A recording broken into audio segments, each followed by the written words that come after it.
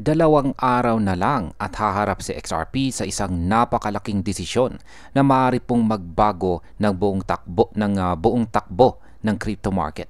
Ang lahat ng mata ay nakatutok po sa Federal Reserve at ang magiging announcement nito ay pwede pong maging apoy o preno para sa susunod na galaw ni XRP.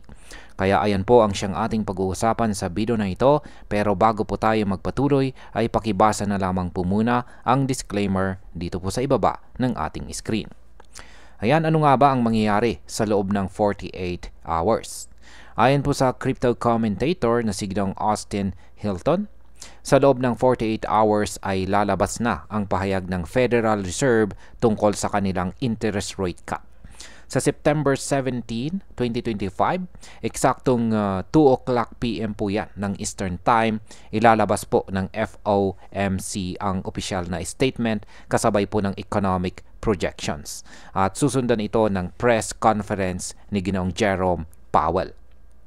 Ito ang oras kung kailan nakaabang ang mga traders dahil dito po malalaman ang susunod na direksyon ng pera at liquidity sa market. Kapag mas maluwag ang policy, mas maraming kapital po ang maaring pumasok sa speculative assets tulad ng crypto. Ngayon ay ano po ang inaasahan ng market?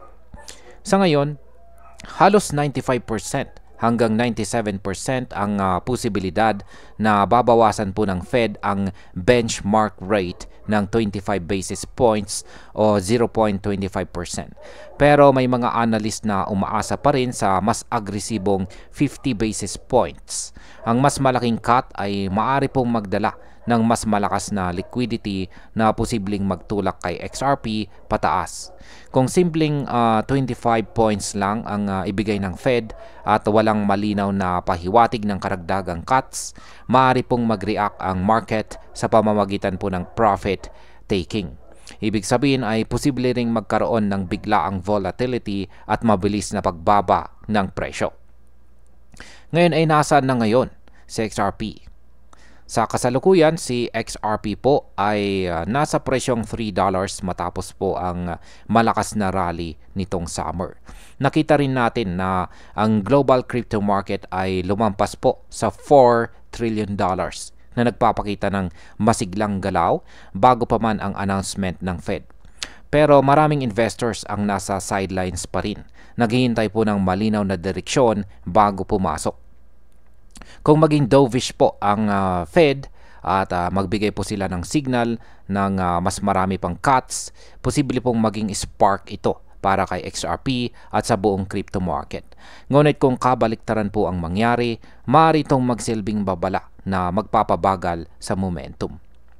At ayan, bilang panghuli, ang opinion ko naman tungkol dito ay ang susunod na 48 hours ay napakahalaga, hindi lang para kay XRP, kundi para sa buong digital asset market.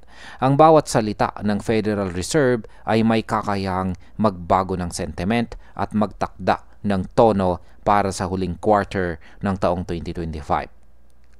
Ngayon ay malinaw na si XRP ay nakatayo sa isang malaking sangang daan. At ang magiging desisyon po ng Fed ang siyang magpapasya kung siya ay tutuloy sa kanyang pag-akyat or biglang mapipigilan. At ayan, hanggang dito na lamang po tayo sa video na ito mga ka-crypto. Maraming salamat sa panunood.